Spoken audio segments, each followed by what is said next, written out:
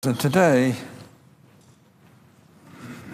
I'm introducing a resolution proposing a constitutional amendment to require that Congress and the President handle the American people's money responsibly and balance the nation's debt and budget.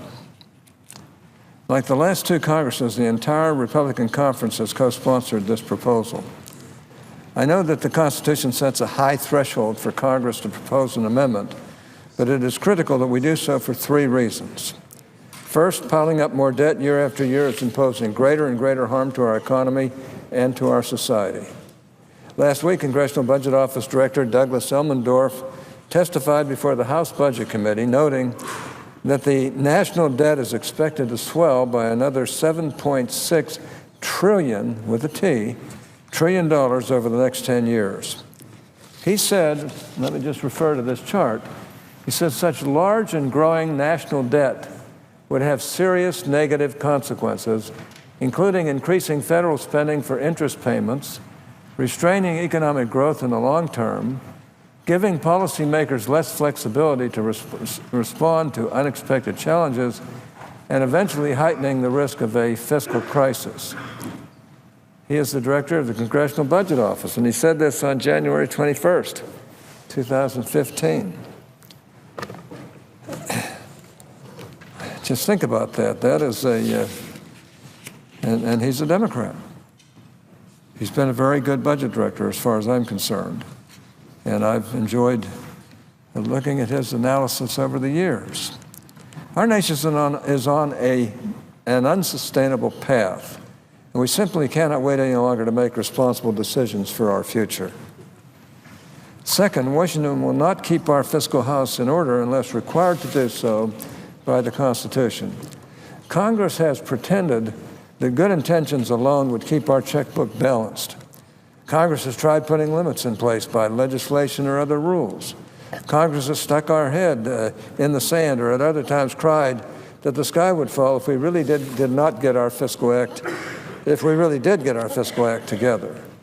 Over many decades, we have demonstrated that nothing short of a constitutional requirement will work. Third, the American people have the right to set rules for how Washington handles their money. The Constitution is the rule book for government, and it belongs to the American people. Proposing an amendment does not add it to the Constitution, but only sends it to the states for debate and consideration. And while it takes 2/3 of Congress to propose an amendment to the Constitution, it takes 3/4 of the states to ratify it. That high level of national consensus may or may not exist, but the American people deserve the opportunity to find out. Mr. President, on June 7, 1979, nearly 36 years ago, I stood on this floor when I introduced Senate Joint Resolution 86, my first balanced budget amendment. In today's dollars, the budget deficit that year was $95 billion, and the national debt was $2.6 trillion, which was about 30% of our gross domestic product. I said that only in Washington could this situation be described as anything less than obscene. The more things change, the more they stay the same. I concede that a few things have changed since 1979. For example, the deficit for the current fiscal year is 6 times higher than it was in 1979. And the national debt is 7 times as large. To put that number in perspective, the national debt is now larger than our entire economy. And the situation is not only getting worse, it is getting worse faster than ever. More than 40% of our national debt, accumulated since our founding, has piled up under President Obama, and he has 2 more years in office. While those things have changed, and changed for the worse, the choice before us remains the same. Some of my colleagues might disagree with the CBO director and think that piling up trillions and trillions of dollars in debt is no big deal, that these are just numbers in the air with no impact on the real world. Perhaps they think that our large and growing national debt won't have any negative consequences, won't impede economic growth, won't restrain policymakers' flexibility to respond to challenges, and won't heighten the risk of a fiscal crisis. Some of my colleagues might believe that we have no obligation to handle the American people's money responsibly, Or perhaps they believe that this money belongs to government and not to the American people at all. Some of my colleagues might insist, despite decades of demonstrated failure, that Congress can somehow get its fiscal act together on its own. One definition of insanity is doing the same thing over and over and expecting different results. And some of my colleagues might say that the American people should not be able to set fiscal rules for the government they elect. Perhaps they think that the federal government should control the Constitution, not the other way around. I say to my colleagues who think those things, I can understand why you would oppose sending this balanced budget amendment to the states for consideration. But now a word to my other colleagues. If you think that this growing mountain of debt is dangerous and must be stopped, if you believe that we have exhausted every other means of stopping it, and if you say that the American people have the right to decide how their government should operate, then I invite you to support this resolution, S.J. Res. 6. Mr. President, the Senate has on 4 separate occasions voted on a balanced budget amendment since I introduced that proposal in 1979. You can see it on this chart. We actually passed one in 1982 when the national debt was $2.5 trillion. But the House, controlled by Democrats at the time, did not take it up. The Senate voted on another balanced budget in 1994 when the national debt was $6.9 trillion, but fell a few votes short. 3 years later, when the national debt was $7.9 trillion, we came within a single vote of passage in 1997. And in 2011, the fourth one from the left, we voted on the last balanced budget amendment that I introduced.